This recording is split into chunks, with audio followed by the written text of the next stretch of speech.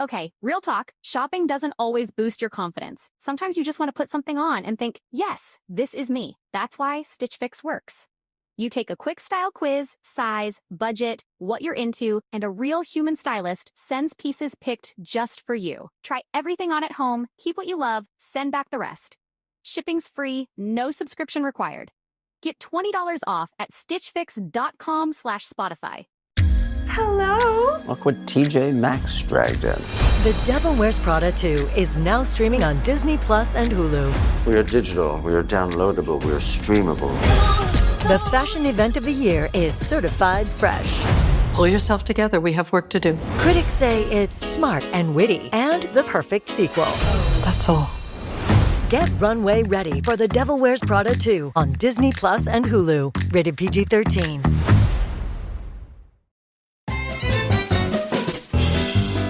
It's time for the show that brings the magic right to your speakers. Ears Up! Hey, what's happening, everybody? Ears Up Podcast, the news show. All the news that's, ready for your face. And that's what we always say around here. We've always said it, we always will. We'll never say anything different other than that. What's going on, everyone? My name is Jason. Of course, you guys know that. I don't know why I had to tell you that you know that. It's just one of those things I do, man. You just kind of get in your head. With me today is our good friend Ryan. RGH is sitting in for Eric. Eric's out. And Taryn is also out, but they're not out together. Taryn is putting Alice to bed. Eric is out. So Ryan is filling in today. Ryan, welcome to the news show. Woo! Thanks for having me. Yeah, man. Hope that I can, carry the weight of my also bearded brother, Eric. That's true. I hope so, too. I think, you know what? I think you'll be fine. I think you'll do okay. I'm not worried about it. I'm not worried about it at all, everybody. But yeah, we have some good stuff to talk about for sure. There's a lot happening. The earnings call was the other day for the company for quarter two. Some interesting things came out of that. I don't know that I have any of those to talk about. I think Taryn does.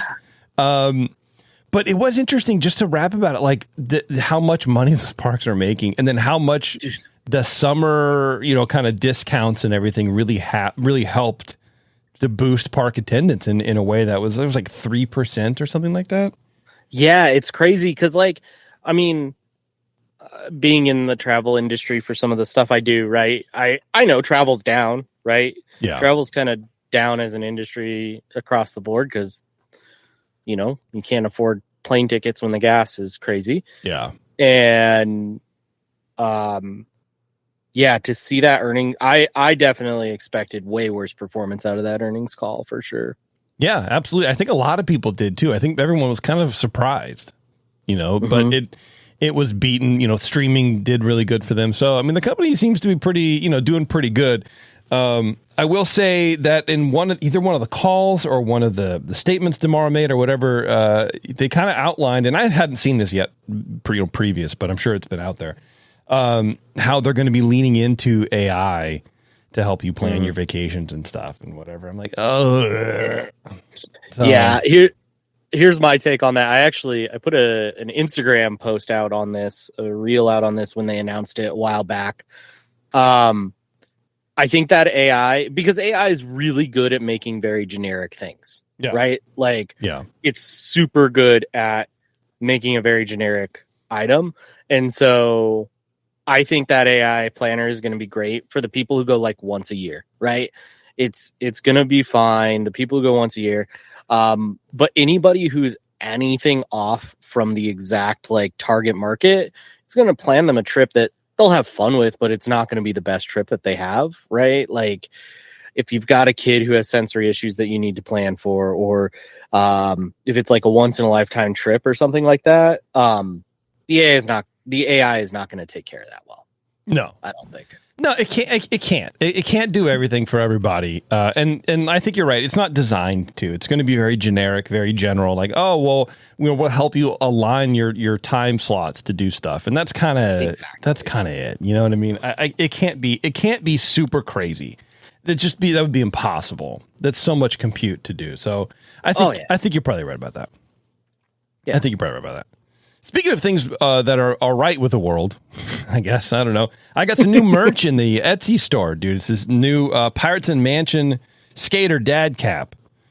Nice. You know, with the old skater die font on it. Like I have the shirt, but this is a little hat, and this one is camo, but it doesn't have to be in camo. There's like, you know, tan and some other colors. So check those out too. I don't know. I'm pretty happy with the way they came out. I did the churro logo, my death metal churros logo, or the font. On my shirt currently. There you go. The one, I couldn't tell. I mean, you know, with your beard hanging in.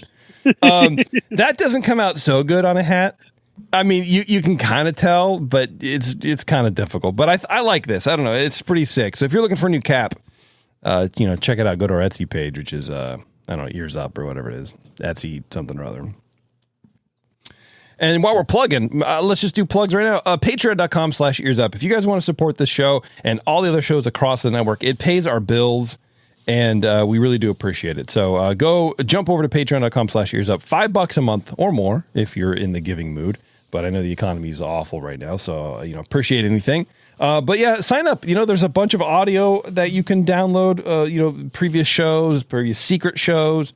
You know, previous shows the Buena Vista Boys have done there, previous shows that Ryan here has done, a bunch of those from PewniePod and everything. So a lot of different content that you don't get to see on the normal feed. So if you want some extra content, that's pretty good, if I do say so myself. Check it out. It would be very helpful. And not to mention, if you're tired of the ads that you hear on Spotify and Megaphone, which is our platform provider of choice, because it's the cheapest. They have a free feed, ad-free feed. So when you become a Patreon supporter, you get an ad-free separate feed that you put into a different podcast reader, and you don't have to listen to the ads. What do you think of that? That's so nice. And yeah, honestly, the PewniePod stuff that's up there, David and I joke about that being our best content. So yeah, nice, dude. Definitely, it's some good stuff. Yeah, some of our secret shows, probably the older ones too, are some of our best work, you know, but time she marches on, and you just keep producing content after content after content, and that's about it. That's all we do. Well, why don't we start with some news, Ryan? What's going on? Let's do it. Actually, you know, before that, what's happening over on PewniePod, or on your side of the world, with the podcast world? Yeah, on my side of the podcast world. So PewniePod should have a new episode out. I'm editing it right now. It should be out Tuesday of next week at time of recording. So sometime around when this releases, you'll see a new monthly bugle where we talk about the new Spider-Man movie, which I'll talk a little bit about in my news stories. I also put together kind of a primer for, like, there's Doomsday coming up, right? Avengers Doomsday is coming up this year. So I put together a quick primer of, like, what to watch, what to skip, that sort of stuff. Would you say you were catch up on the MCU? Would you say you were Doomsday prepping? Prepping for Doom. That's what I should title it. Yeah, just gave me my title. There you go, man. That's what I do. I'm an ideas guy. I can't execute for anything, but I'll give you an idea, man. And then my other show, Fantasyland Draft League, new episode out any minute. It'll, if you're listening live, probably come out tomorrow if I get around to editing it.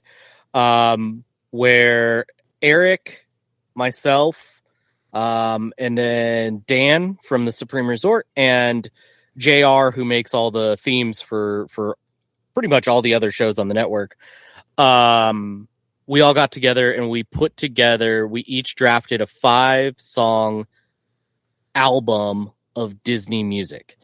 So the rule was it had to be kind of like cohesive. Yeah.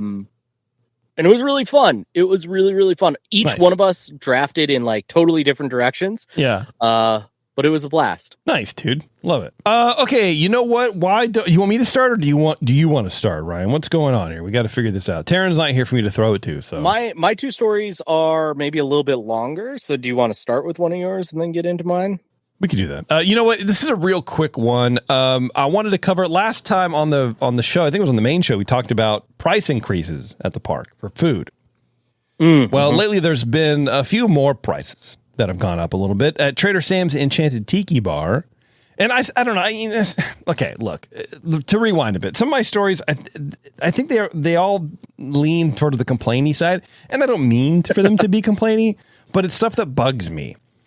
You know, I mean, the price changes are just information. Like, you should know that pork gyozas at Trader Sam's are $2 more expensive. They're $20 now. That's crazy.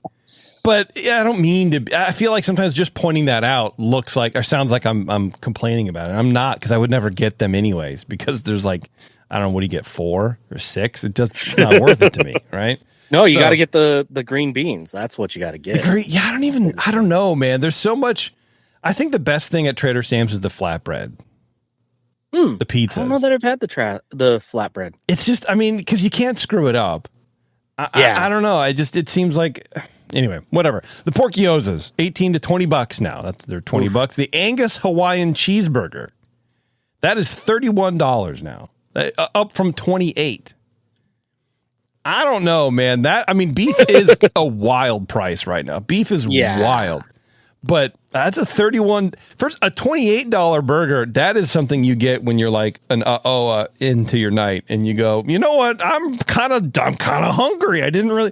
Why not $28? This hamburger should be good. You know, give me a piranha float drink or whatever it is. That's when you go for one of those burgers. $31 is a. Gordon Ramsay moves in next door and suddenly all your prices are going up. Yeah, that's true, man. The Dole Whip float with a splash of rum, which I've never had before, but it does sound, tolerable. That is now $19, only up from $1. Only up $1 from $18. Okay. Over at the Plaza Inn, the breakfast pricing has increased from $55 to $58 per adult and to $35 per child. That's such a small, like, weird increase too, that it's like, that's some pencil pusher just said, we got to make this increase, right? That's all these are, is that like, they're just, having been on the other side of these before, where it's like, it's just a percentage in the spreadsheet. And then everything rounds up off of that, right? So it's like, what is that? 55 to 58? I can't do math that fast. $3. Yeah, well, no, but like the percentage increase. Oh, right? I got you. It's like 2% or something. It's nothing. Yeah. It's nothing. On paper, it's nothing. But it's those little nickel and dime things. Like 2-3 years ago, what was the price? I don't know. You know what I mean? So you do it. That's what Disney does. That's the game. Do it a little bit at a time every quarter. Brunch and dinner pricing has increased at Goofy's Kitchen also. Brunch has changed from $64 to $67. $67. And $38 per child. Dinner is now $76 per adult, up from $69.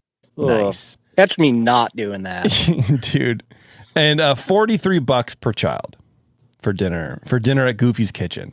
I mean, it's the experience. You get Goofy, the whole thing. But like, I don't know, man. Maybe it's worth it. Maybe it's worth it to you. I don't know. But you should know. Like, if you were looking at the prices before, you're like, hey, that sounds good. You should know they're not what they were. Yeah. I mean, the play there is the brunch, right? I've heard, like, the food at Goofy's Kitchen is nothing special. So just do the brunch, get all the characters, then head into the park for the day. Like, it cannot be anything special. It absolutely. I think we ate there one time. I don't even remember. It's just a buffet it's just hotel food. It's not anything special. Yeah. It is literally, you're paying for the characters, which is cool, and that's what you do, and you can do that, and you get a little time with them, and that's what it is. But just be aware of that going into it. No one goes, man, you know what I'm hankering for? Pancake knobs at Goofy's Kitchen. I don't know what a pancake knob is, but sounds good to me. Yeah, I mean, a Mickey waffle? That's probably the most exciting you get. But Brian's in the chat. He's chiming in. His most egregious price increase is churro toffee going up to $9.49. Man, that's crazy, dude. Just the fact that churros are over $6 now blows me away. Yeah. Absolutely blows me away. Freaks me out a little bit. It's not. Yeah.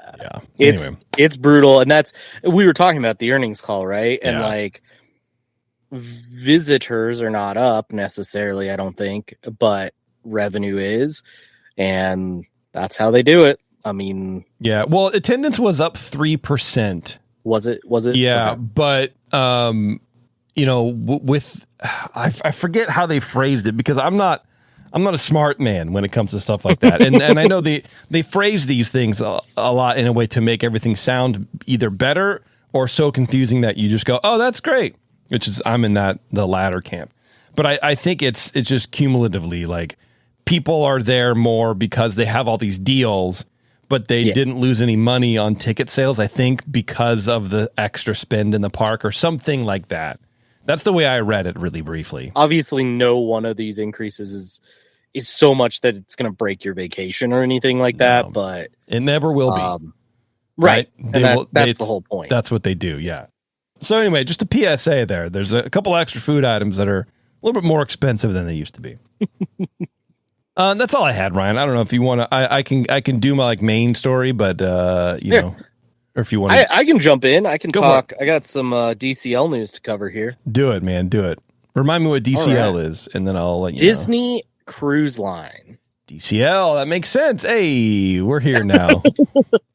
I wish I had a better joke for that. But we're on the Disney podcast. Okay. What's going on the cruise line? So yeah, Cruise Line, you might remember back D23 2024, last D23, they announced they were going to be expanding the fleet pretty extensively. I think they said something like up to 13 ships by 2031. Wow. Was their goal. That's wild. Yeah. It's crazy. And throughout this story, it's going to get even crazier. So buckle in. Earlier this year, they announced the next ship, which is currently being built over in Germany. It's in the Wish class, so it's the same size as the Wish, the Treasure, the Adventure, the Destiny, kind of the 4,000 person boat, if you will. They announced that it's going to be called the Disney Believe. Of course it is. Yeah. Okay. Yeah. I think the next one is the Disney Hope, if I had to guess, because when they announced Believe, they the video they posted, the script used every word that's one of the ship names. And then in that segment, the last thing they said was hope or something like that. And I was like, God, what you're doing, but that's also a really terrible ship name. But they kind of all are. They all kind of seem like something you would say when the ship is in a storm and you don't want it to sink. I believe that we'll be okay. I hope that we're going to be fine. Something about the Disney Hope just strikes me as that's just going to be a full-time Make-A-Wish ship that... Yeah, exactly. Which would be kind of sick, to be honest with you. No pun intended, I guess. For sure. Hey. Yeah, that'd be pretty neat, honestly, to be hey, that's all we do, man. We just go around and pick up sick kids and give them a treat. Yeah. Well, we did get our first substantial look at the Disney Believe earlier this week. There was a new teaser that they posted, probably with some actual character reveals. So I'm going to run through that real quick. The teaser, it's pretty bland, if we're being honest. It kind of opens, "Do you believe?" and then does this starry pixie dust sequence. But then it runs through several characters, and this is kind of the juice part. So you see Tinkerbell, you see Joy from Inside Out, see Ariel and Flounder from Little Mermaid, Anna and Olaf from Frozen, Baymax and Hero from Big Hero 6, Judy and Nick from Zootopia, Mike and Sully from Monsters, Maui and Moana from Moana, Snow White, Happy and Doc from Snow White, Rapunzel from Tangled, and then Mirabelle and Abuela Alma from Encanto. So that's a lot of IP, right? And suspiciously, that about lines up exactly with the number of spaces on a ship that typically have IP in them. Now, I do know this does come at the disappointment for some, because in the name reveal of the Disney Believe, they showed Jack and Sally from Nightmare Before Christmas. Yeah. And people started getting super hyped, oh, we're going to get Jack and Sally on a ship. I don't think that's going to come through. I think at this point, these are our characters, right? Yeah, I feel like Jack and Sally would be, seasonal for sure, but have permanent, it's June and you're going through the Caribbean and there's just Jack Skellington. I don't know, that something seems like Oogie Boogie waddling around. That seems a little off to me. It would be a little off. They have an Oogie Boogie show on some of the ships. They have, it's kind of like a secret hidden show. Ooh. So they have Oogie Boogie stuff, But yeah, it would be weird for like a full-time bar or something to be Nightmare Before Christmas. So here's my take on where I think these characters align. These are my guesses. I would love to hear, Jason, what you think, or if I'll tell you. First up, the atrium statue. Every Disney ship has a statue of a character in the atrium. That's a Disney Cruise Line tradition. Okay. My thought is Tinkerbell's going to show up there. It's a little bit of an oddball pick, but I can't really place her anywhere else. Okay. Is Peter Pan a statue already? He is not a statue. He is a stern character, so he's on the back of one of the ships. I think that's the most Peter Pan representation. Because I could see Tinkerbell like off the shoulder of a Peter Pan on a statue. Yeah. Because she needs to be moving around a little bit. A little annoying. we watched Hook a few months ago. And you could edit her out of that movie entirely. Like, this is a much better movie without her in it. That's fair. Well, speaking of stern, that's the next category that I've got here. And my guess for that is Zootopia.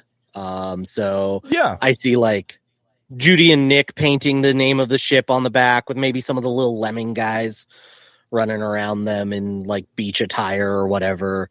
That feels like that fits well. Yeah, I like that. Welcome, Taryn. Hello. Hey, hold on. Hello, Taryn. There you go. Hello. Got your life sorted out, Taryn? I do. It took a bit, but we're here. But we're here. We're doing good. We're feeling good. We're looking good. We're doing great. All right, Ryan. I apologize for my wife's rude interruption. Go ahead and continue on. Another space on the ship that tends to have an IP tied to it is the paid for kind of a la carte candy shop. On other ships, this is like Zootopia or Inside Out have showed up there. My guess for this is Big Hero 6. I think the San Francisco kind of like neon vibes. Yeah. That just seems like a really good fit for that space. And like that space usually has some like large character statues and kind of interactive elements. Does every ship has a candy shop on it? All of the Magic class has a paid for candy shop. It's a candy shop, bakery, like gelato shop. That's an extra charge. That's pretty sick situation. Honestly. Yeah. Yeah, it's really cool. They've got like, I mean, it's like the best of all of the Disney. It's like when you walk into a confectionery. It's like the confectionery, but on the seas, and it's plus ice cream. Nice, dude. I love it. Okay. So next up, you have two coffee cafes. So typically these have some sort of common link, whether it's like two princesses or something like that. My thought here is they're going Pixar. So I think Inside Out and Monsters, Inc. are the two coffee cafes. Okay. Any reason for these, or just because they're not anywhere else? I couldn't really fit them anywhere else. Also, they're the only Pixar properties that are on the list. Okay. And so, like, what are the two things that have something in common? Sure. Okay. I could also see like Monsters Inc. working really well, especially as like it being themed to kind of like a cafe that you would stop into in Monstropolis, right? That would be rad, dude. I would love that. Then we move over to the bars. So there's an upscale bar on every ship. These are like the ones that I can think of off the top of my head are themed to Cinderella. One's called Nightingales, and it's themed to Cinderella. One's called DeVille's, and it's Corella DeVille's bar. Looking at the properties that I listed off that were in this video, I think Snow White fits the best here. It's classy, right? Yeah. And part of it is classic, but that kind of lends into classy. Yeah, I like that. I think that'd be good. The midship bar is on other ships. It's like Tiana themed or Doctor Strange themed or Jungle Cruise themed. I think on this ship, that's where they're putting Ariel. So we saw Ariel in the video.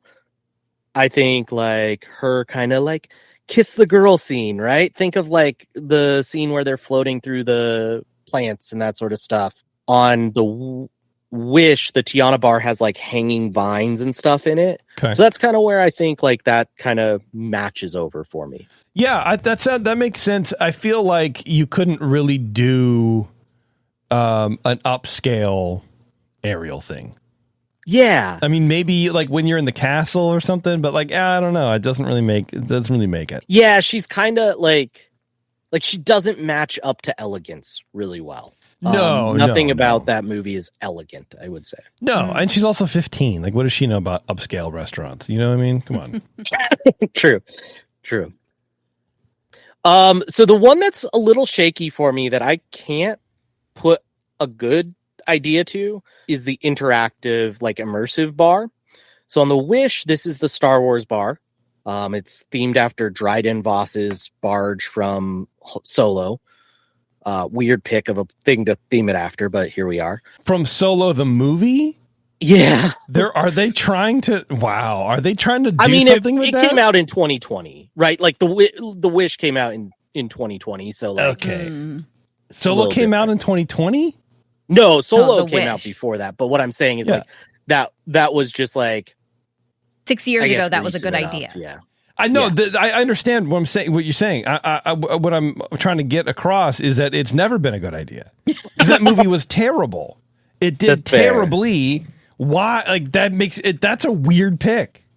Yeah, I mean, I think it was trying to go classy. I think it was again trying to like with the Wish, everything about that ship is trying to be classy, and so I think that's what that's the most classy Star Wars thing. Okay. There's also speculation that was a test run for some of the elements in the Galactic Star Cruiser. Interesting. So that immersive bar slot on the other Wish class ships is the Haunted Mansion bar, the Haunted Mansion parlor, which is super sweet. Of course. We didn't see any Haunted Mansion or Star Wars in this video. So if they did show us all of everything, I'm going to assume that it's not going to be there. So I am left at this point with Moana, Tangled, Encanto, and Frozen. I mean, it would be Encanto, I think. That would be the most exciting for an interactive thing. Yeah, I could see that. I put Frozen in this slot. I said Oaken running a bar, like Oaken's sauna as a bar. I mean, that would be cool, but I don't know how interactive you could be with it. Yeah, and you could do like meads and stuff to make the drink menu a little bit themed. Yeah. But yeah, that one is a little strange. I do like Encanto. I ended up putting Encanto in a different on each of these ships there's like a 2-story entertainment venue bar where they do some stage shows and it's themed to like Black Panther on one of the ships. Lightly themed to Luna, the Pixar short on one of the ships. Okay, that's weird. Yeah, that's where I put Encanto because I could see the like casita, like the casita kind of has a lot of height in it in the way that they presented it in the movie. There's a lot of height, and so I thought that space fit it well. Sure, I mean it's the second story, right? Yeah. Now, usually each ship gets a show. My guess on this is that's where Tangled's fitting in. That's where we saw Rapunzel. We're going to get a live action Tangled here very soon. I think that's a story that's kind of ripe for stage retelling. Yeah. And then last but not least, you have a dinner show. So on other ships, this is Lion King, this is Frozen, this is Coco. So I think on this ship, that's where Moana fits. And honestly, I'm surprised they haven't done Moana yet. See, this is what I was waiting for. This is what I was thinking about because the live action did terribly. Oh yeah, in the theaters.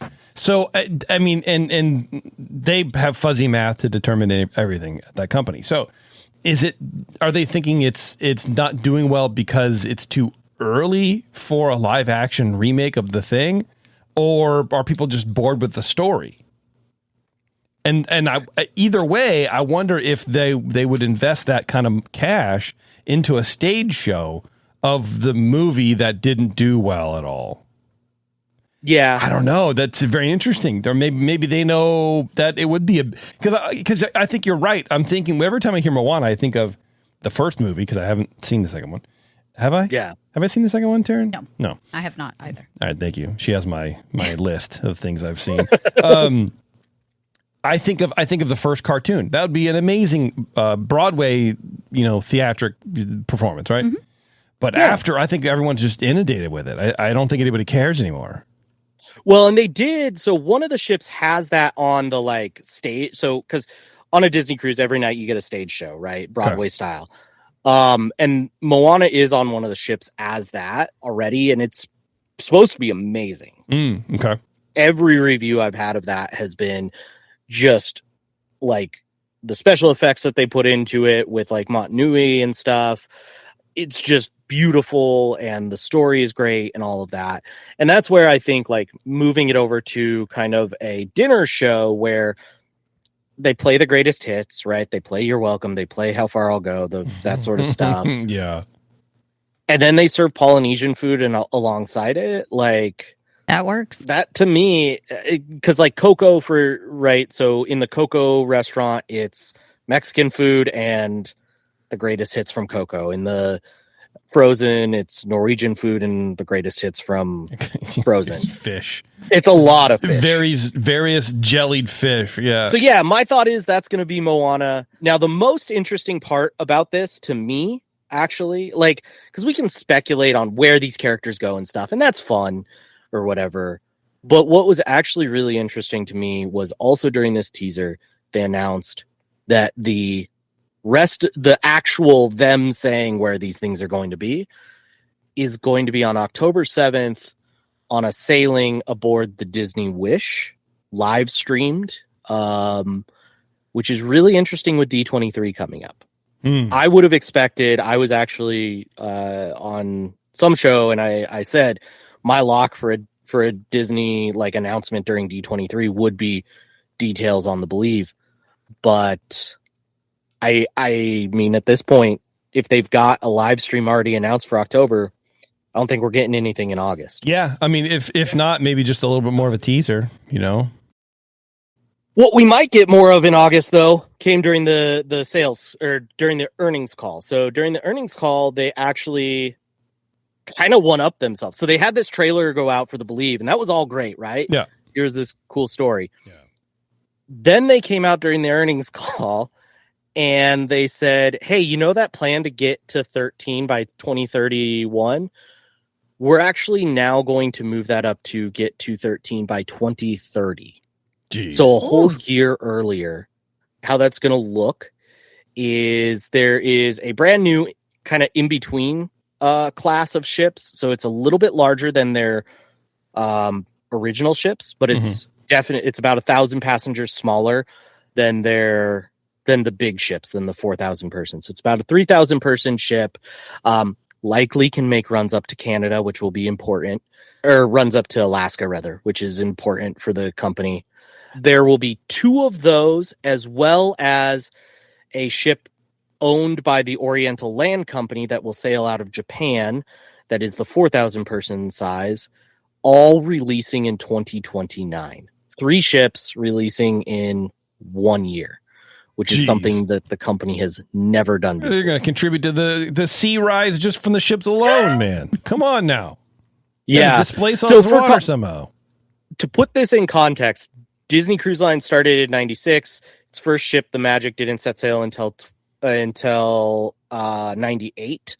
And the Wonder came out in 99. Then it was a decade between the Wonder and then the Dream and Fantasy showing up in 2011, 2012, so over a decade. And then another decade gap to the Wish, which is the current class we're on. Yeah. And they've been chugging through building out this really massive fleet. And this is a really interesting change in the way that Disney is operating, because Disney has always operated on really full ships, but they've only had so many ships. It's kind of like the parks, right? Mm-hmm. You only have 2 parks in the US. They're always full, but you only have 2. Yeah.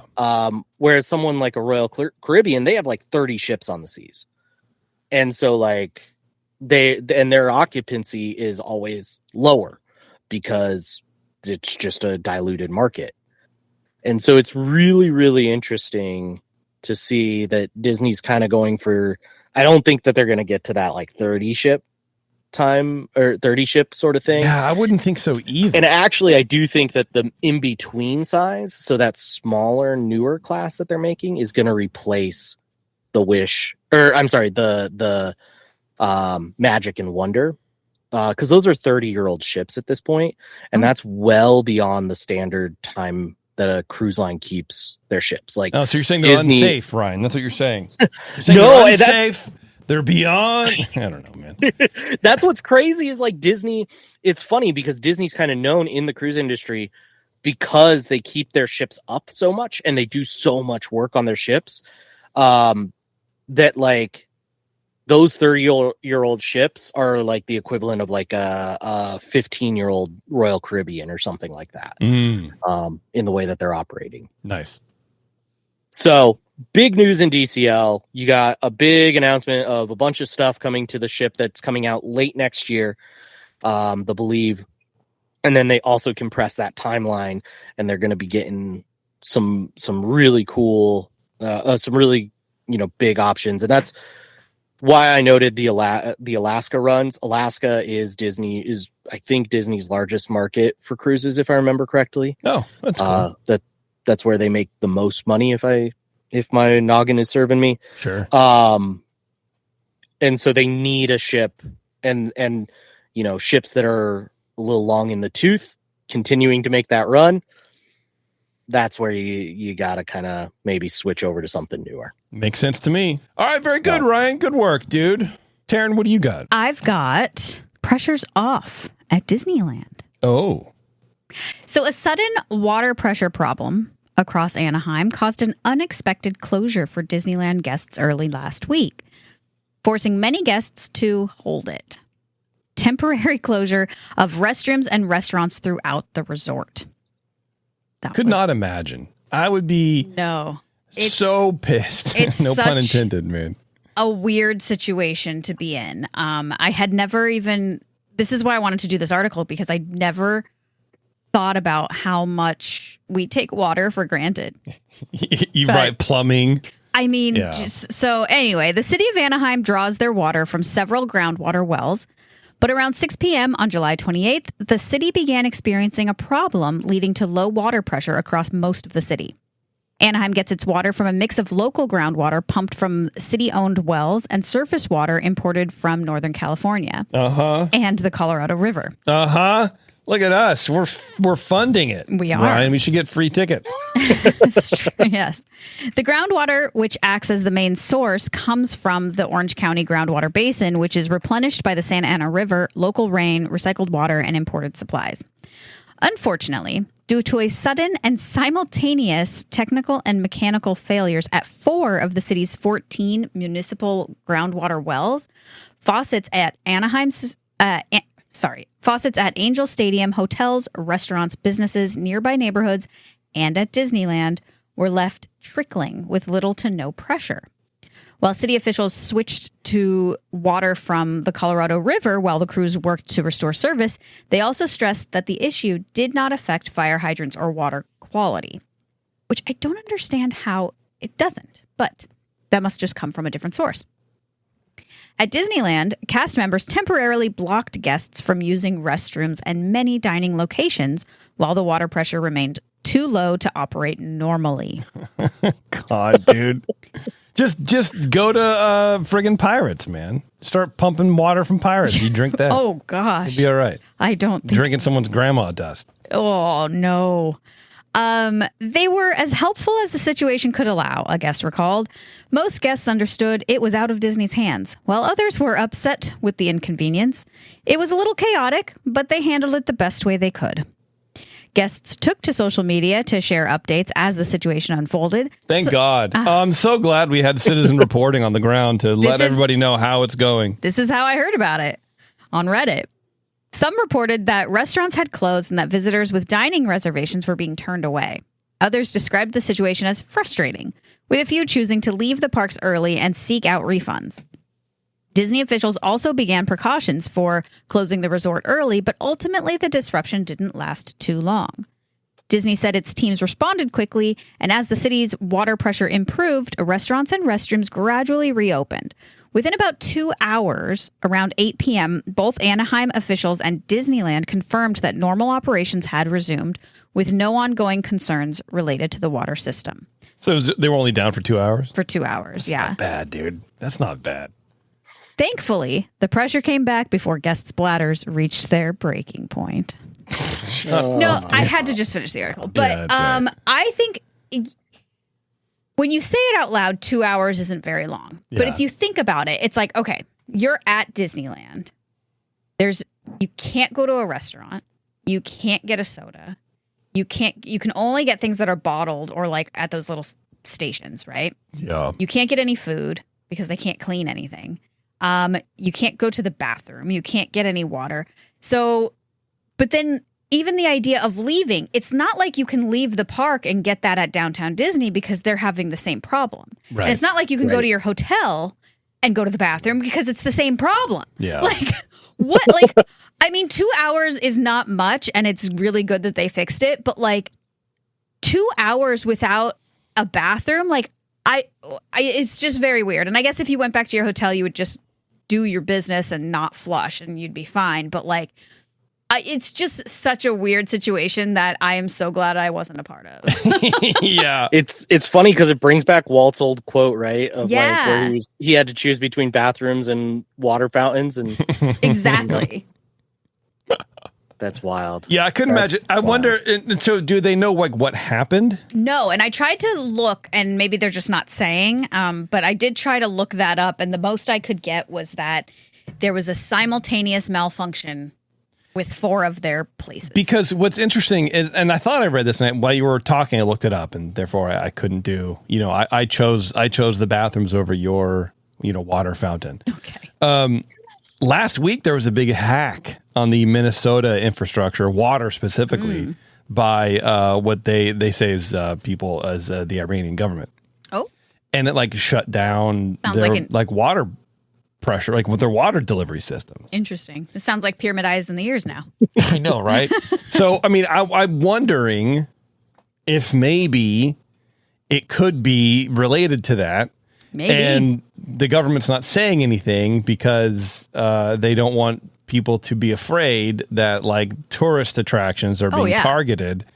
But yeah, it says like why Anaheim? The agency said the water and wastewater utilities have reported incidents to the FBI with malicious activity degrading water operations. And it does not name the state, so it's Minnesota and other states apparently too. Interesting. It has the hallmarks of Iranian meddling. Spokesperson for Minnesota's Informational Technology Services Agency said Thursday there was no indication that the breaches contaminated any municipal water supplies. Well, yeah, these weren't contaminated. They were just turned off. Well, and it causes chaos. I mean, that's a major resource that's just like shut off. And I also thought it was kind of odd that it wasn't completely shut off. It was just down to a trickle. Like, I don't know. Like, the whole thing seems weird. And like, I love a good conspiracy theory. And that one, I feel like I want to just jump on board with. I know you kind of want to. This article is kind of wild because like Michigan is saying like, yeah, it's consistent. And this has been a thing for years now too, where like the infrastructures around the country are always kind of defending themselves from cyber attacks from, other, foreign countries or whatever. So they kind of know what to look for. Yeah. So they're saying it looks exactly like it's consistent with a hacking described by federal agencies as like, having Iranian origins. When Donald Trump was asked about it, he says, I think I blame it on Minnesota because they're grossly incompetent. I would blame it on Minnesota and the corrupt governor of Minnesota. Yep. They like to say, oh, it's Iran. Iran should be so lucky. Iran's got bigger problems than worrying about Minnesota. And then Tim Wald says, like, this is what modern warfare looks like.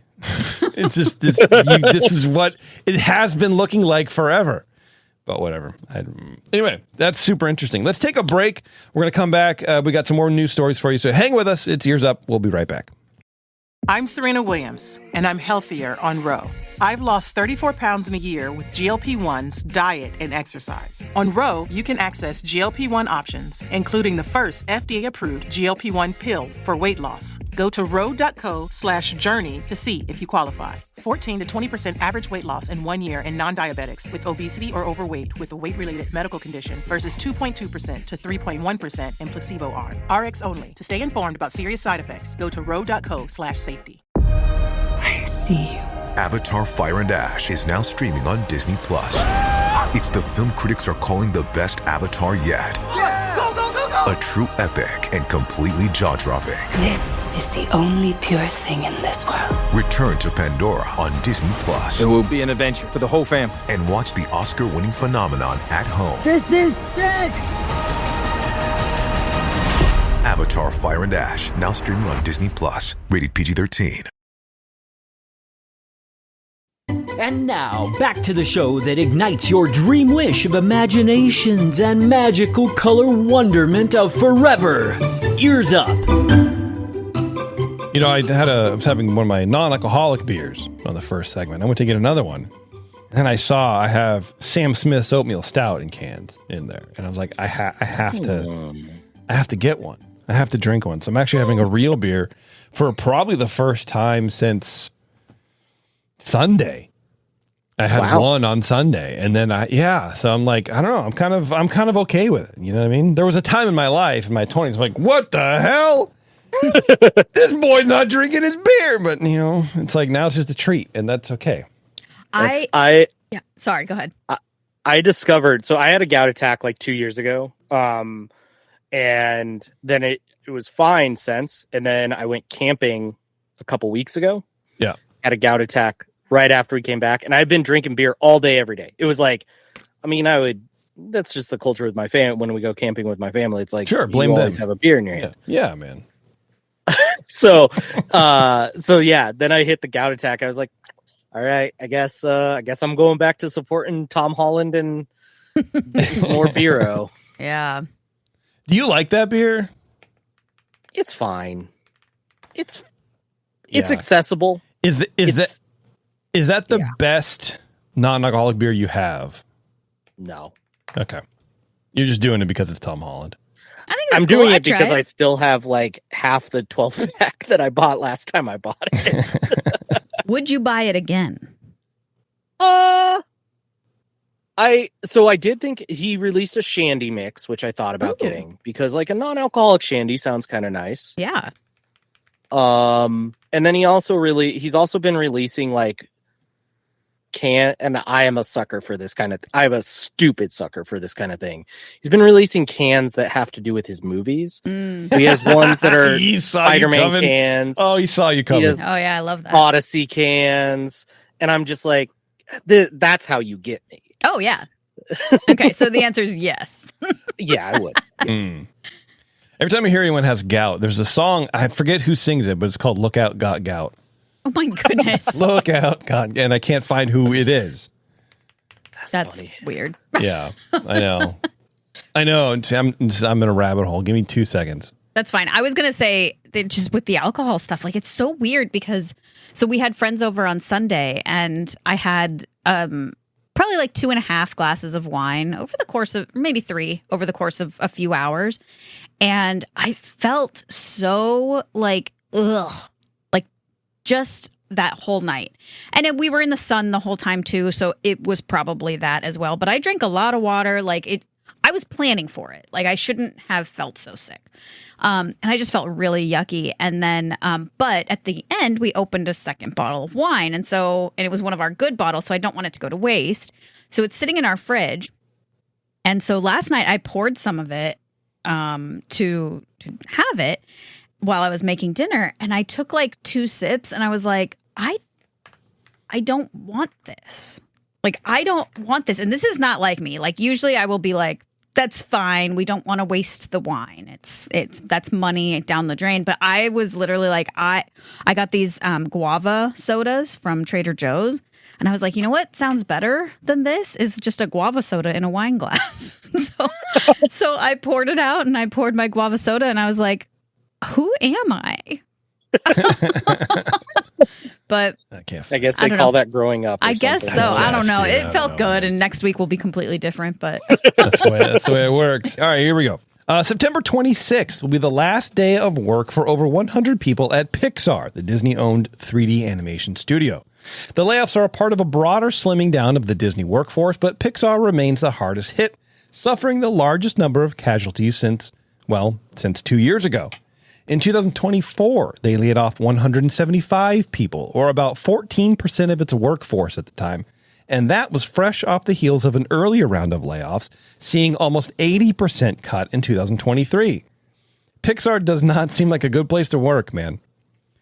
Those two previous cuts were blamed on the pandemic, which forced moviegoers out of crowded and smelly theaters and onto Disney Plus, an equally crowded and smelly experience, but, digitally.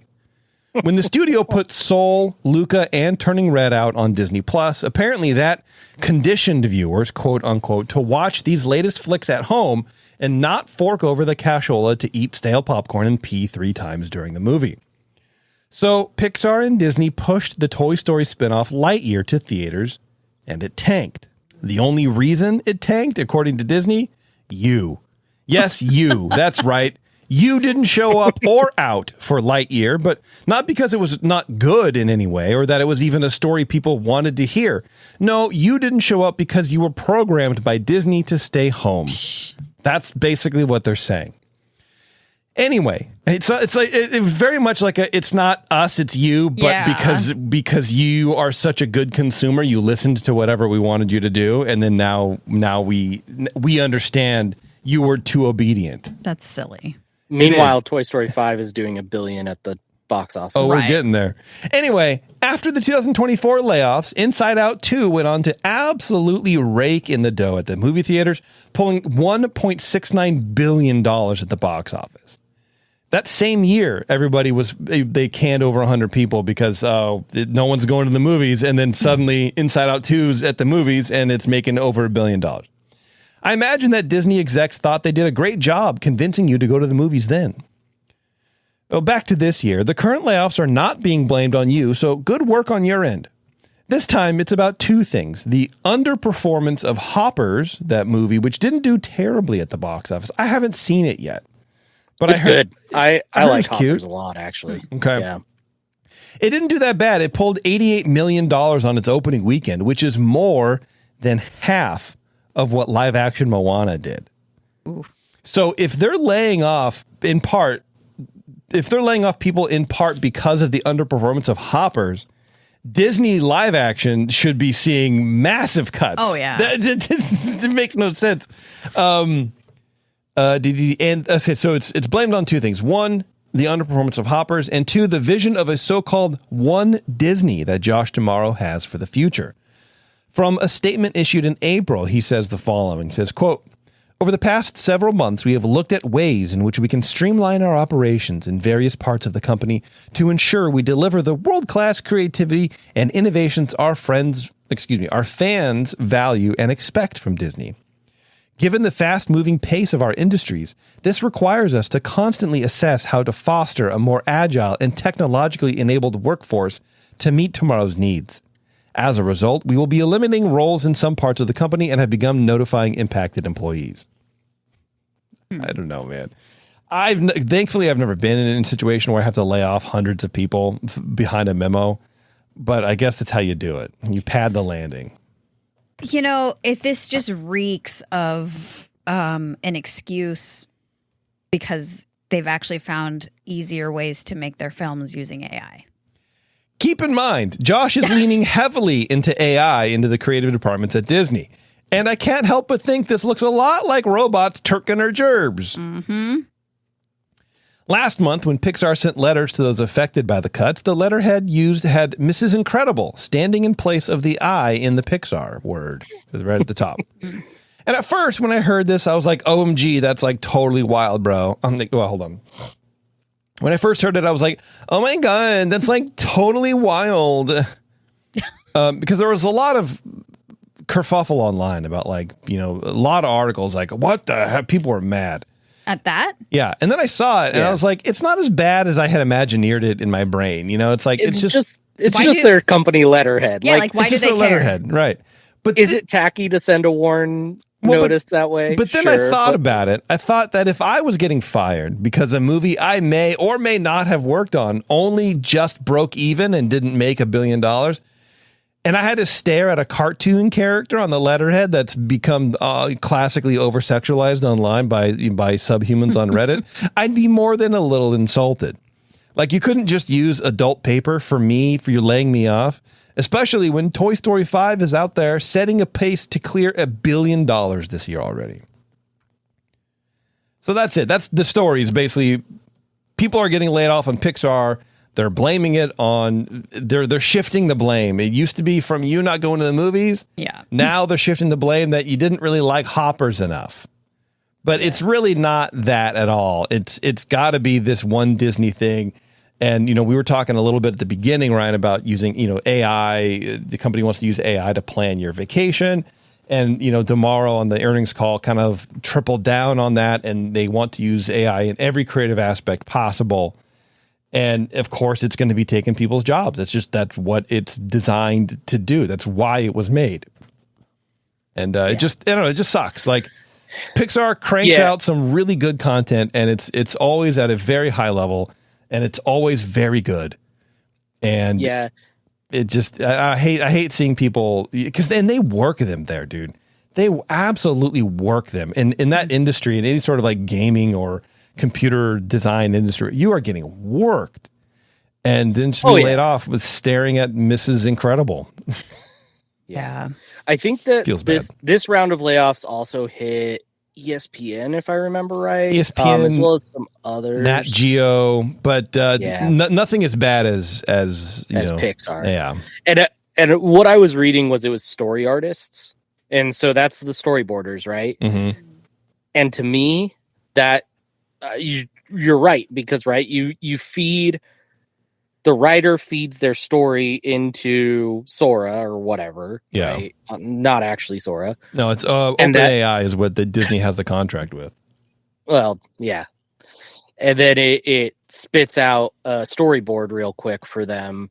Yeah. And so like all those folks whose job it was to take like writer's vision and move it into the start of, like, we would never see their work, right? Their work, we would only see it like in restaurants when they hang it up or whatever. Right. Those are the people who are being impacted by this, and it'll be interesting to see how that changes like character design, right? I know there's kind of been a kerfuffle online about the Pixar character design, and there's several characters that people have started to notice are kind of the same model, just with different hair or different stylings.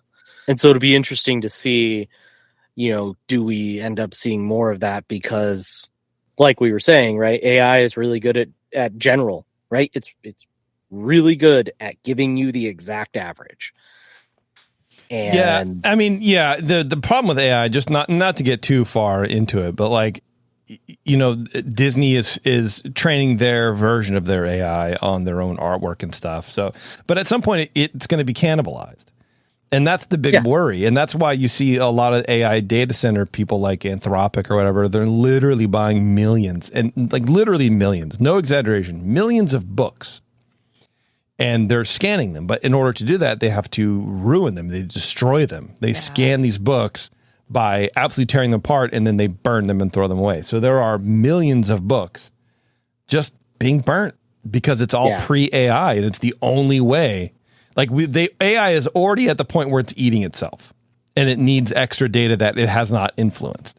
So, at some point, I don't know what they're going to do with this whole thing, but I'm going to, this is the hill I'm on right now, is that like AI will not pay off the way Disney thinks it will. And tomorrow will not be, he will be a Chapek.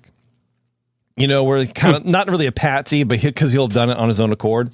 But AI is not going to be the savior of Disney the way they think it is. I mean, and to put a finer point on it, how much money do they need to be making? Like, they've already made a ton of They make a ton of cash on the entertainment. They make a ton of cash. Do they need to shave 0.5% off by firing a couple hundred people to use AI to not have to do storyboards? Like, I don't know, man. That doesn't feel good to me. It just doesn't feel good. Not to get to, whatever, but I think that's the catch when a creative company starts to answer to shareholders, right? Like, ultimately when your focus shifts from we've made enough money. Now we just want to make cool stuff. We can never make enough money because we have a fiduciary responsibility and yada, yada, yada, yada, yada. Yeah. That's where it starts to get, and unfortunately our entertainment landscape is kind of flawed in that way right now, where the majority of our entertainment is coming from companies that answer to their shareholders first. And honestly, most of their shareholders are not fans, right? So like their answer is to the bottom line. And so they can't be content. I mean, it's true. That's definitely true. But I think at a certain point, how far does your fiduciary duty go? Your duty is to not bankrupt the company, and it's to make the company money. But isn't there a way that we can coexist with money at the same time? Isn't there a way that these people have jobs and they're doing a good job? The financials are looking great. That should be good enough. Enough. We shouldn't have to be like, well, let's get rid of these people. Then we can make more money. Our financials could look better. If they don't do that, I don't think that that's necessarily violating your fiduciary duty to the shareholders at all, right? Yeah. So there's at some point, anyway, whatever. Do we know that their financials look great? Yeah. Well, I mean, the earnings call was today. Yeah, they actually admit that they're doing really, really well, because that seems odd to me. Yeah, I mean, like I said, I don't want to get too, because nobody has a story written on it, right? So we don't really have anybody to dive into it. But my understanding of it was, it was a good year given everything that was going on. Right, which is what we say at my company too, and it doesn't mean that it was a great year. It means that for us, it means it's been a great year since 2020. Yeah. But every company, I think, is trying to get back to 2018. And that's why people keep getting fired all over the place, because these companies are not making as much money as they were in 2018 for a variety of reasons. There's 100 different reasons why. But until they make that kind of money back, they're going to just keep doing this. Revenue totaled $25.25 billion, 7% year-over-year growth. So I'd say, that's pretty good. I think the next year could be really interesting between the AI stuff and whether there's regulation on it or not, and how that ends up, how that clears out, that we may not even see in the next year. But something I was talking about on PunyPod was we were looking at the box office, and already this year there are 5 movies that have made $1 billion, which is more than last year. So last year there were only 4, all 12 months in. Yeah. And there are still big movies to come out this year that will likely make over $1 billion. So I think the movie side of the enterprise is going to be a lot stronger this year, because you just simply, there's just more high earning movies in the theaters right now. And it'll be really interesting to see how that changes things, right? Because for the last few years, it's been like, we've been lucky to get 3-4 movies crack $1 billion in the year. People weren't going to the theaters. It just wasn't happening. And now I think, if I had to put a guess to it, you're probably going to see close to $10 billion movies this year. Which is not back to 2018 numbers. I think 2018 was better than that, but it is interesting. It's an interesting rebound. It'll be interesting to see how they react to that. Yeah, well, and it's also, those numbers were part of the original Marvel universe, right? So we had movies that people gave a crap about, but now we have the live action Moana. No one cares. Clearly no one cares because no one went to see it. So there's some of that too. So I don't necessarily think that Disney specifically is trying to get back anywhere, because they're doing better than they were in the pre-pandemic. They're making tons of money. They made 7% year on year when everybody else in the industry is not doing that. They're pretty uniquely positioned. Remember, this whole thing started about people, 100 people getting laid off. So I'm not trying to break down the entire financials of the entire company. But I just when I hear stories like this, it makes me feel bad. Yeah, and I guess I was just doing a little bit of research too while we were talking, and like different numbers mean different things, and like their net income for 2018 was 12.6 billion, and for 2025 was 12.4 billion. So it has gone down, their net income. And so it's just I do think that I'm not saying it's right, but I think that's the reason, the real reason. It'll be interesting, and I think I'm sure AI does again because of the positions selected. Those are, at least from an outsider perspective, easy to plug AI into positions. Like not good, it won't come out well, right? But like a Josh tomorrow sits down and says, "Oh yeah, an AI could do storyboarding, right? AI is doing really good stuff. We can just tell it to storyboard up Frozen 6." And it'll do it in a couple of days or whatever. And so like I do think there's something to that for sure. Yeah, it's too bad. All right, Ryan, go ahead, give us a story. All right. So one of my other shows is a Marvel show, and there has been a ton of news in the Marvel universe. So I wanted to kind of give a high level, just kind of what's going on in Marvel. There is a new Avengers movie coming out later this year, so I know a lot of people are really looking forward to it. People are kind of getting back into that Marvel mindset. Yeah. So let's talk about it a little bit. Let's do. First piece here is the big obvious one, which is Spider-Man Brand New Day. Spider-Man Brand New Day has opened like gangbusters. It has the biggest domestic opening weekend in history. Its global open was $932 million. It crossed $1 billion in 6 days, which is the second fastest movie ever to do that.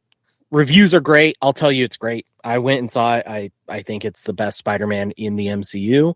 Set records for best Thursday previews, best Monday ever, best Tuesday ever. Sony's biggest launch of all time. It is going like crazy, and the Zendaya Tom Holland household is having a summer. Dude, absolutely crazy how many movies those people are in. Yeah.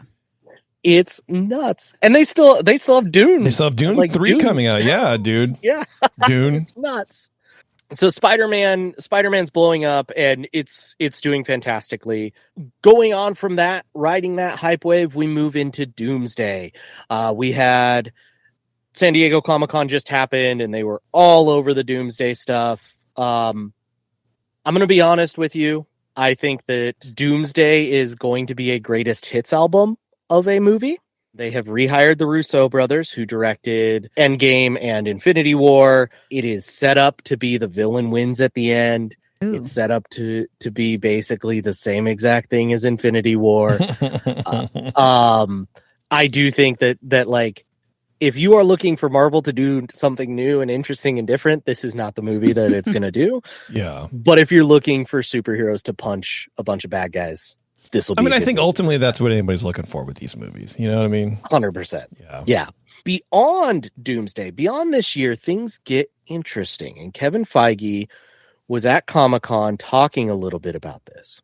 They took all of their untitled Marvel slots off the board between December 18th of this year and December 17th of 2027. So there will not be a Marvel movie, Marvel Disney movie, I should say, released from December to December. Right? We were nearing like almost 5 movies a year there for a second, plus TV shows, plus everything else. Yeah, we got tired, brother. Let me tell you. We got tired, brother. There were some Marvel things I was looking forward to watching, and I didn't because I was just so over it. Like I want to watch it, but I'm like I can't right now. I'm so over it. And they canceled they canceled the second season of Wonder Man, which I'm personally disappointed in because Wonder Man was really you and everybody good. else. I didn't see it, but I've heard nothing but great things about it. And when it was canceled, it wasn't already greenlit for a second season, and they're like, nah, we're not going to do that. Yeah, the Stinger said like Wonder Man will return in the second season, and it's up for Emmys. Like it's a great show, but Kevin Feige kind of talked about it, and he was talking at Comic-Con, and he said it in not so many words. He said, Marvel has spread itself too thin after Endgame. It was too expansive. It was too large. There was too much for fans to keep up with. There was too much for him to be involved with to kind of keep the story cohesive. And so they are moving to a quality over quantity move. So he actually called himself in one of the interviews, he called himself a gigantic loser and failure for Blade not happening, because there was a Mahershala Ali starring Blade movie that had been announced that is now off the table. He should, because that would have been rad. Dude, it would have been so good. It's funny because there's a whole thing on like Black Twitter about Kevin Feige just not greenlighting black movies anymore. Because Blade's gone, Wonder Man started a black character. That's not happening anymore. I think there's one or two other. Oh, the Captain America was supposed to be what's his face? That's not happening anymore. Yeah, and it's like I know that's not the case, but it definitely feels like it at the same time. You can't help but like connect something there. Yeah, well, here's the good news, right? Yeah. So after 2027, so for those who don't know, Secret Wars it's Avengers Secret Wars is what's coming out in December of 2027. It's the second part to Doomsday. The comic book series that's most likely based on, it's either a 1985 run or a 2015 run. I'm guessing 2015, because in that run, basically the whole universe resets. Everybody dies. It all goes away, and then it all resets. That's convenient. Yeah. I love comics. Yeah. Yeah. And it was really convenient in the comics because it meant that at that point they could bring in like some of the alternate universe guys like Miles Morales and stuff. They brought that into the mainline universe through that mechanic. But so, and I was actually, it's actually kind of funny because if they follow that, basically what Secret Wars will be is after all the universes end, it's one single universe that's kind of like a patchwork of all the other universes where Doctor Doom is the god, and only like 10 heroes survive. So if you kill everybody off in Doomsday, and now you make a really cheap movie because you only have 10 stars in it rather than the like 25 odd that you're putting in Doomsday, that's a really convenient mechanic for Marvel to make a movie around. Absolutely. But after that reset, where do we go? Right? What do we have? And Kevin Feige has said a few things about that. Actually announced and in production. We got news at San Diego Comic-Con that we're getting Ghost Rider.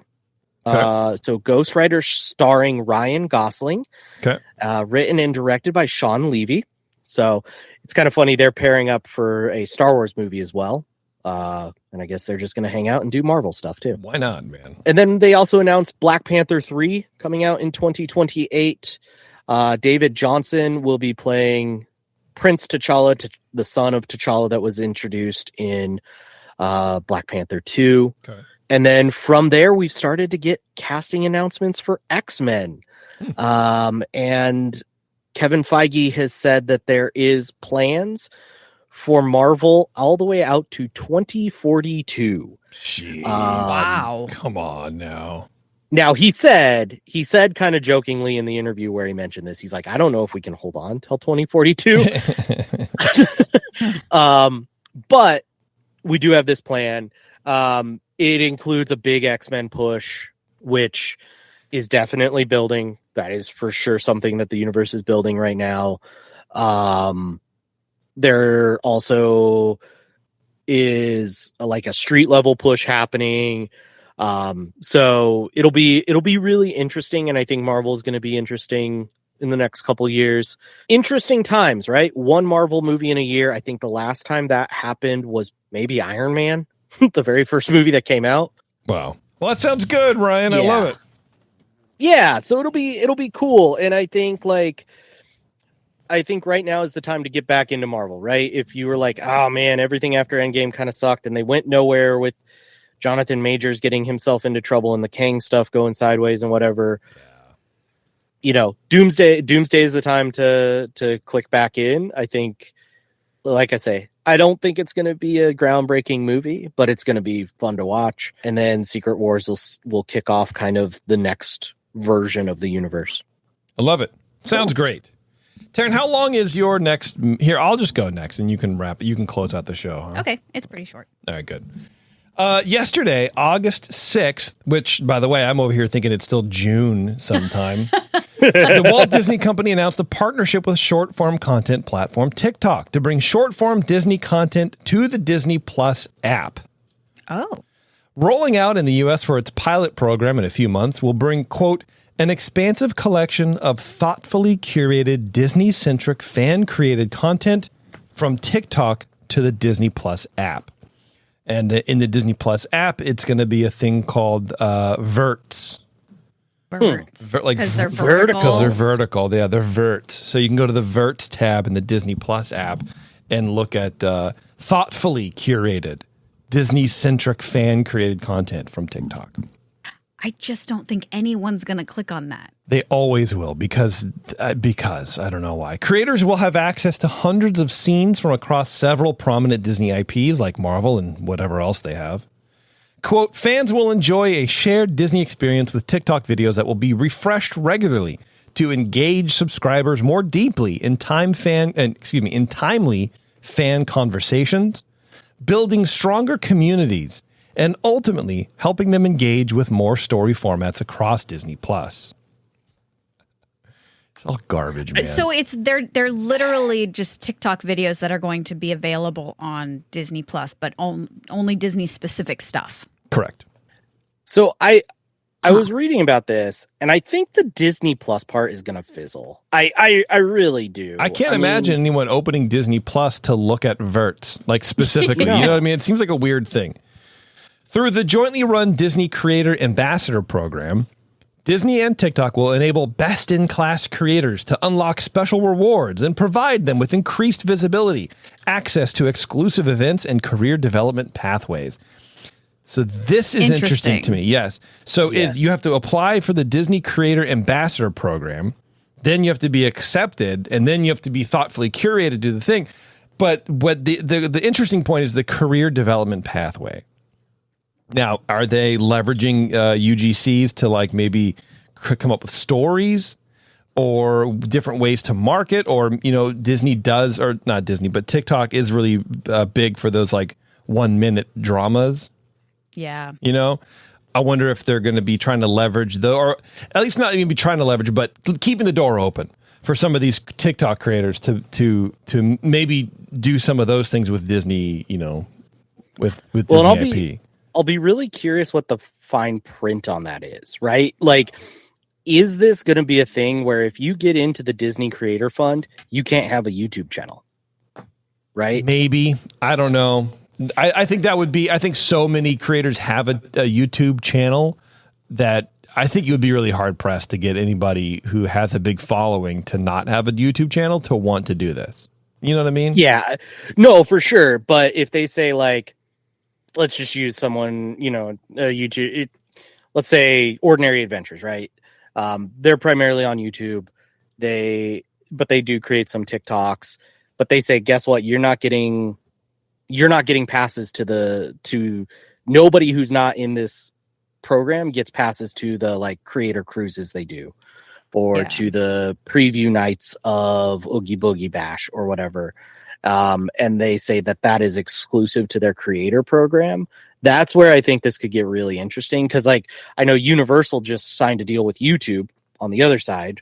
That's somewhat similar to this deal. Okay. And so to me, that's kind of the interesting. I'll be interested to see how that works out because same. Absolutely. I mean, there's also this thing that I learned today about TikTok. There's a, so there's the TikTok creator program where you can make money off of your things. And the stipulation there is you have to have a certain amount of followers, whatever. And then you only make money on videos that are a minute long or longer.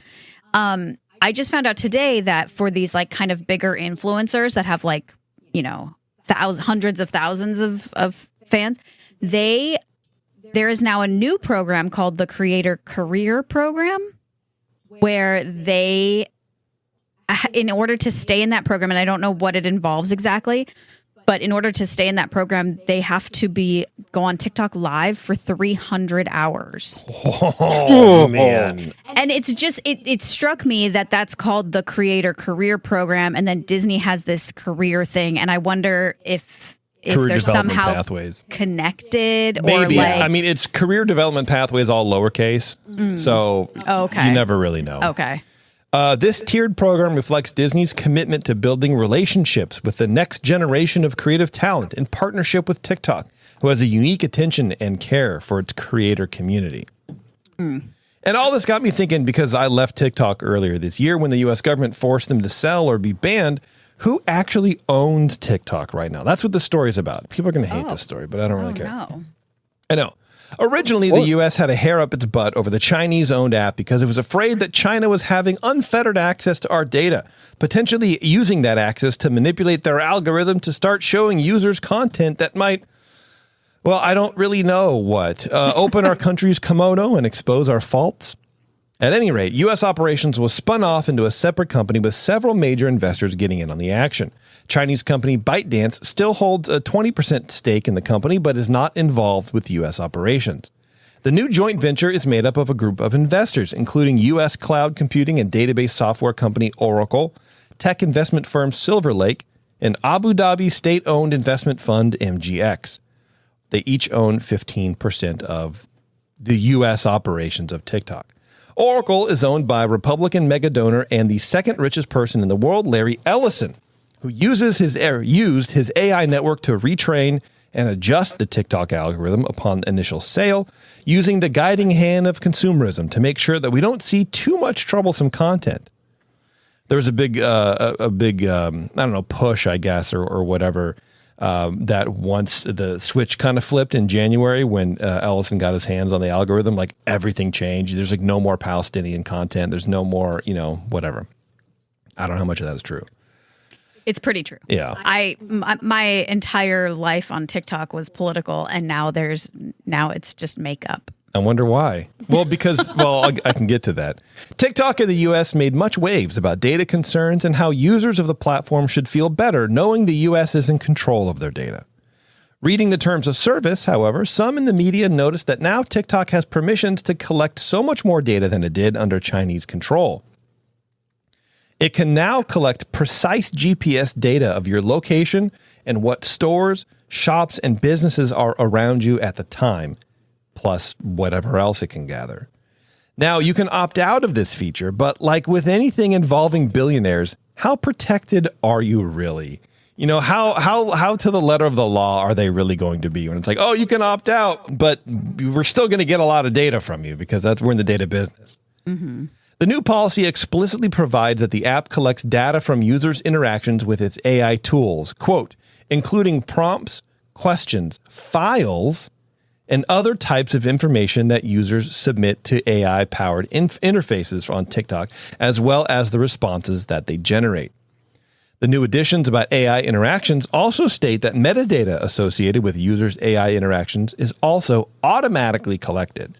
You have no choice. You can't opt out of that. So what I imagine is files, like if you upload an image of your child and say, turn him into Stitch eating Hulk's face, then now your child's face is used to train AI tools. And this brings us to Disney's partnership. Users might feel safe in using TikTok AI features to generate a clip of Sully from Monsters, Inc. surfing with Stitch. I don't know why I'm so obsessed with Stitch, but every example I come up with has Stitch in it somewhere. Not knowing the level of access to their data they are giving up to Oracle. And I think it's interesting. I think people should kind of know that kind of stuff. Yeah. So Larry Ellison got his start in the 70s building servers for the CIA. In fact, Oracle was a CIA-funded company in the 70s. Really? Yes. His goal was, and still is, to have a massive database of every American accessible at all times to the U.S. government. It's now his role to manage your data from TikTok and update your algorithm on the app. So he is controlling what you see in your feed. And he also helps Netflix with their algorithm, Amazon with their algorithm. So if you're on these things and you think, what the hell are they showing me? This is nonsense. This is the guy. Another member of the new TikTok team is a firm called MGX. Based in Abu Dhabi, MGX are funding part of these seemingly hyperscaled AI data center buildouts around the world. Joining with another company, MGX have plans for a $500 billion spend on AI data centers in the U.S. alone. They got involved from what many call a backdoor deal, spending $2 billion on a stable coin from World Liberty Financial to invest in crypto platform Binance. World Liberty Financial, for those of you paying attention, is owned by the Trump family. And while they didn't claim the whole $2 billion, the Trump family definitely took home a tidy sum off the processing fees alone. Shortly after this transaction took place, MGX was suddenly allowed by the federal government to purchase hundreds of thousands of advanced, scarce computer chips despite national security concerns. Now, this was back in those heady days where computer processors and memory cards were scarce due to the sudden ramp up in AI data centers, but MGX was allowed to do that based on this. And Congress had like a whole thing where they were trying to prosecute or at least investigate why they were allowed conveniently after they spent $2 billion. But, I'll let you guess what happened with that. There's an Israeli investor on the board, a French investor, and somehow those nations are fine to have access to your data. Data is a rather common commodity. We leave traces of our daily lives in it wherever we go. So what harm could your data do to you as it's reflected back with a lens of ill intent? Facebook was caught allowing Cambridge Analytica to harvest user data back in 2015, data that was then used to sway numerous elections for Republican candidates in the U.S. and across the world. It took 2 years after Facebook knowing of the data scraping to do anything about it. Facebook was never forced to sell itself. Anyway, all this to say, just know who your data is going to if you decide to climb back on TikTok and debrief the world on how miserable this season of Big Brother is. This stuff matters, and it's important to realize how much control you give up, even the little things. Now, it makes sense for Disney to partner with a platform like TikTok, at least for driving eyeballs to screens. They mentioned in their press release, quote, according to internal TikTok data, fans shared an average of 6.5 million film and TV-related posts on TikTok each day last year, underscoring the depth and daily momentum of entertainment fandom on the platform. Additionally, nearly half of surveyed viewers said they went on to watch a movie or TV show on a streaming service or television after discovering entertainment content on TikTok. That's all I have for my commentary. But that, to me, those numbers are crazy, and it makes sense because I've definitely caught some TV show waves, back in TikTok. But all that is to say, weird people are in control of your digital life, and you are paying for that in your data. And then your data is used to now train AI models to influence the stuff. Like if you haven't heard about Cambridge Analytica, go Google them for 10 minutes. You are going to freak yourself out. The way that they can manipulate what you see online without you even knowing it is crazy. Now imagine that powered by AI with everything that you do. It's freaky. So if you are using TikTok, go turn the data sharing off, at least minimum, if you're still going to be doing it. And then also don't use your real, don't put pictures of your children. Don't do those things. The end. I feel like you wrote this article for me. I told you wouldn't like it. I know. Yeah. Well, I also did put the Yeah. Big Brother comment on there for you. Yeah. So anyway, there you go. If you guys, we don't have Disney Plus, so whenever it starts, those of you who have Disney Plus and you look at the Verts, Verts, let me know how it is. I'm curious to see what this content is. It can't be good. It can't be interesting. And it is a weird push because what do they want user generated content to be? How good do they think it's going to be? Like, I'm not interested. I barely want to hear myself talk about a movie that I've already seen that's Disney. I don't want someone else to act out a scene. I don't even know what it is. And by all accounts, nobody really knows. It's just kind of a thing they're doing. No, but I think the pipeline the other way is what is going to make the bigger difference, right? Yeah. It's like, okay, you can hear. I see it kind of like audios, right? Like you can use these approved Disney scenes from their movies, and if you use them, there's also going to be a little tag that pops up at the bottom that says tap here to open up Disney Plus and watch the rest of this movie. Oh, sure. Yeah. Well, it's funny because DeMauro said, in acknowledging the loss that Moana was, he did say that it was fine because they moved a lot of merch, and I'm paraphrasing, but that's all that it is. That's all that you want. That's all that they want. It's just that's how they can. That's all I want, but that's how they can justify these things. So yeah, I think you're absolutely right. Where it's like, well, who cares that we're going to get people watching our content, and that's all we want. Wild. All right, Taryn, get us out of here. It's 81.3 degrees in the studio at 10:14 at night. I'm hot. I'm tired, and I want to go somewhere where it's cooler, please. This is a short one. Thank you. And a good one. Oh, I like potentially. That. Yeah. So the next evolution of Disney Plus could be free. Disney could soon make it even easier and cheaper to watch some of its streaming content. During the company's latest earnings call, Disney CEO Josh D'Amaro revealed that the company is exploring a free ad-supported streaming option, similar to services like Tubi and Pluto TV. While nothing has been officially announced, D'Amaro said the idea is being seriously considered as a way to reach more viewers, especially those who may not be ready to pay for a subscription. Yeah, read poor. Yeah. Broke. We've broken these people. Now we need to we need to give them these broken wings and teach them how to fly again. Yeah, exactly. Now, the idea marks an interesting shift from Disney Plus's original mission. When Disney Plus launched in 2019, Bob Iger envisioned it as the exclusive streaming home for Disney's biggest brands, including Disney, Pixar, Marvel, Star Wars, and National Geographic. The goal wasn't simply to compete with Netflix. It was to build a direct relationship with Disney fans by bringing the company's most valuable content under one roof. Yeah, I bet.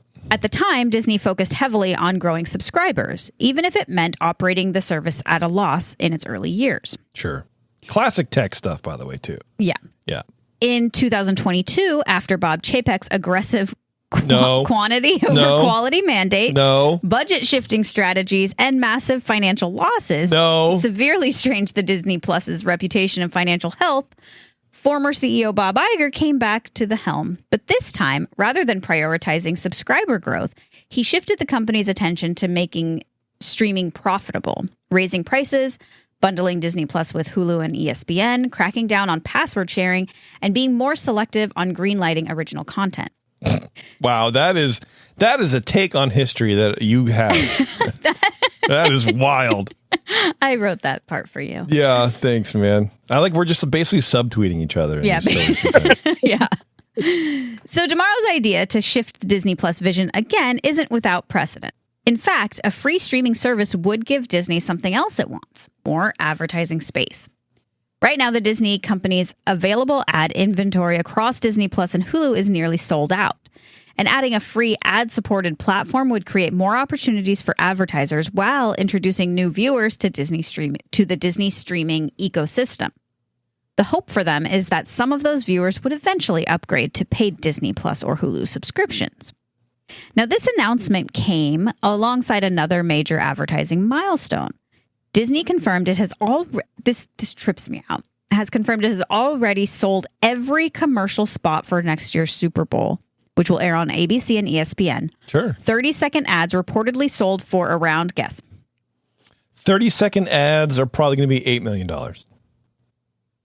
Ryan? Yeah, we'll put it at $12 million. Jason is the winner at $9 million each. Hell yeah, brother. For a 30-second ad. That's insane. It is. It absolutely is.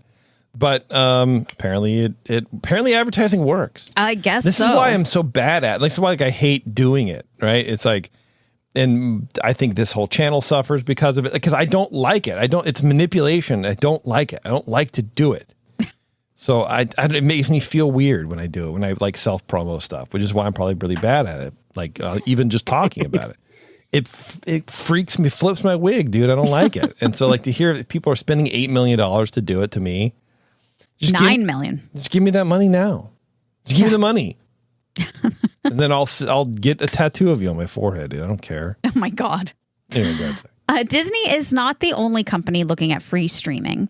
More media companies are experimenting with ad-supported platforms as consumers become more selective about which streaming services they're willing to pay for. Which this tells me that, over the course of the last few years, there's so many different streaming services now that everyone like jumped on all of them because it was really cool at first. And then they're like, whoa, I'm paying more than like cable for all this stuff. Right. So they start cutting it back. At least that's what we did.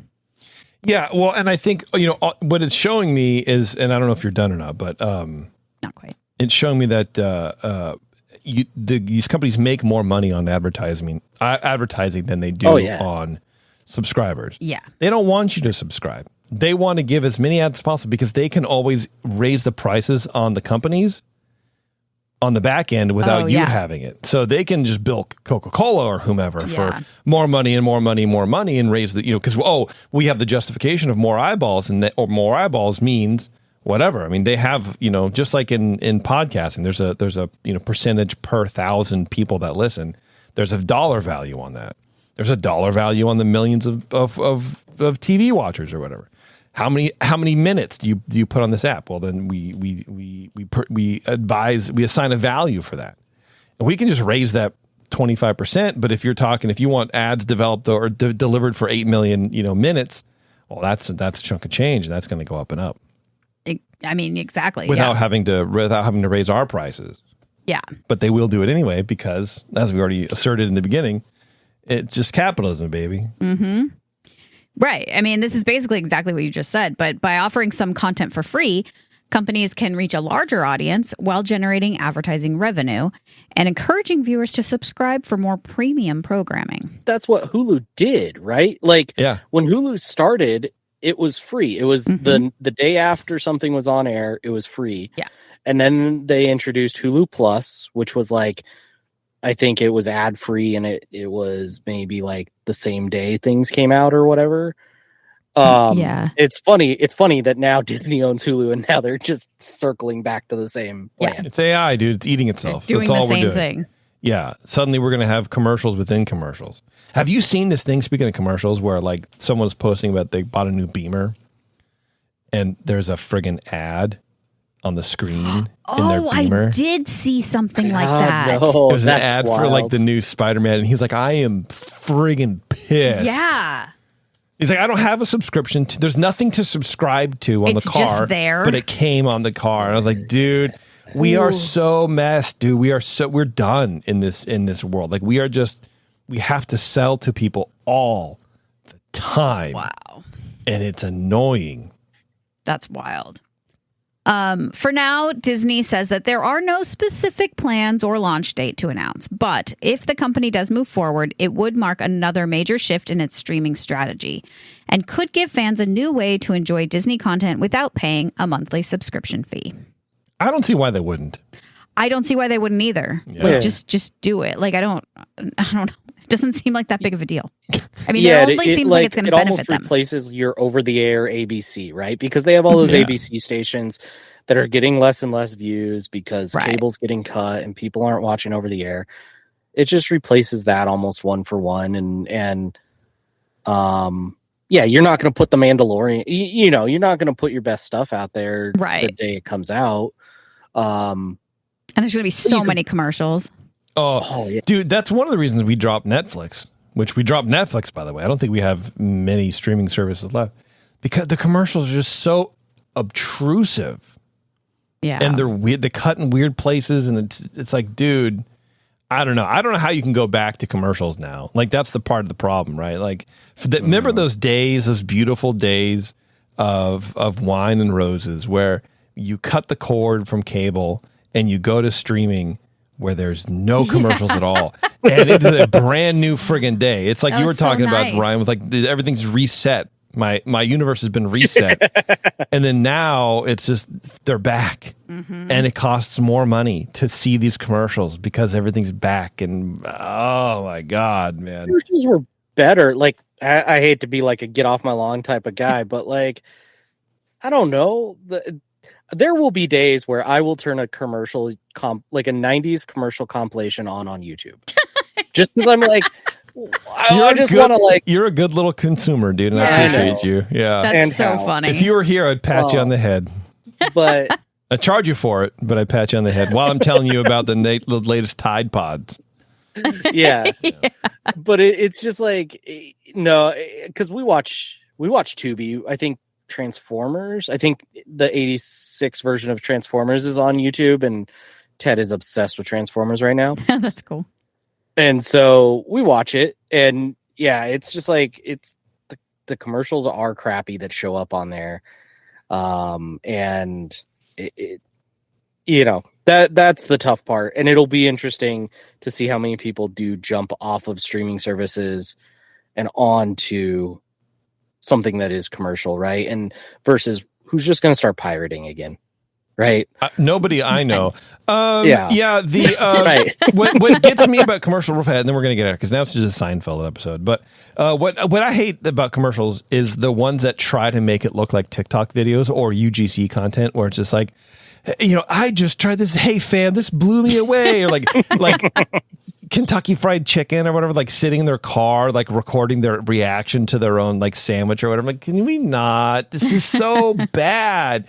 But that's what a lot of UGCs are. That's what a lot of content creators are doing on TikTok, and that kind of brings me back to what you know, Disney was saying with their career direction. Like, what is that? What does that mean? Yeah, it's probably going to be for taking some of this content, repurposing it for ads, for streaming ads. I don't know. It'll be interesting to find out. But let's get out of here, dude. We're done. Brian, thanks for joining us, man. I appreciate you. Yeah, it's fun.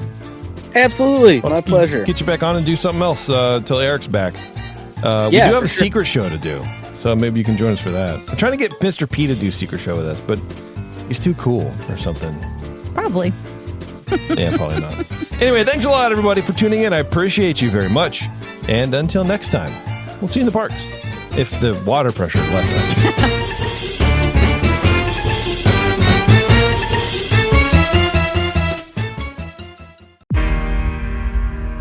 I'm not giving up.